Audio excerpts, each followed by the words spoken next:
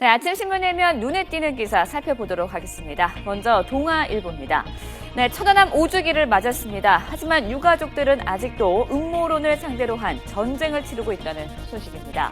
네, 신문이 SNS 분석 사이트와 함께 조사를 했더니 최근 6달 동안 천안함을 다룬 트윗 내용이 6만 건을 넘을 정도로 아직도 큰 화제가 되고 있다고 합니다. 그런데 그 내용을 들여다보면 각종 사회 현안이 있을 때마다 의혹을 키우기 위해 천안함을 악용하는 글이 넘쳐났다는 분석인데요. 정윤혜 씨의 비선실세 논란이 있었던 지난해 11월에는 천안함 의혹과 함께 묶어서 제기하기도 했다고 합니다. 5년이 지난 지금까지도 천안함은 각종 의혹을 키우는 단골 소재라고 신문은 지적을 하고 있습니다. 네, 다음은 경향신문입니다. 가계대출 증가율이 경상성장률, 그러니까 경제성장률에 물가 상승률을 더한 수치를 4년 연속 추월했습니다. 네, 재작년과 작년 가계대출 증가율은 6%대로요. 지난 5년간 경상성장률 평균치인 5.2%를 넘어섰습니다. 네, 지난해 4분기 주택담보대출 증가율은 10.2%나 증가를 했습니다.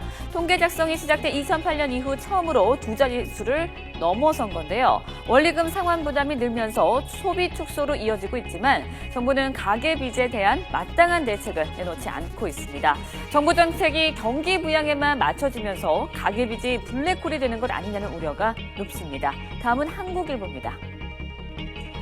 네, 근로자들의 임금 격차가 갈수록 심해지고 있다고 지적을 하고 있습니다.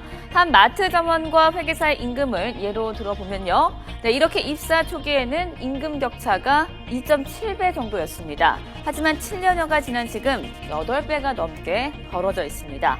마트 점원은 시급이 고작 6% 올라서요. 물가 상승률을 감안하면 임금이 오히려 줄었다는 건데요. 회계사는 기간 연봉이 3배 넘게 뛰었기 때문에 이렇게 격차가 벌어지게 된 겁니다. 소득 불평등의 83% 정도가 임금에서 비롯된다고 하는데 임금 계급 사회의 그늘이 갈수록 짙어지고 있다고 지적을 하고 있습니다. 마지막으로 조선일보 보시겠습니다. 네, 변호사협회가 박상옥 대법관 후보자에게 대법관이 되면 퇴임 이후 개업하지 않겠다는 내용의 서약서를 써달라고 요청하기로 했습니다.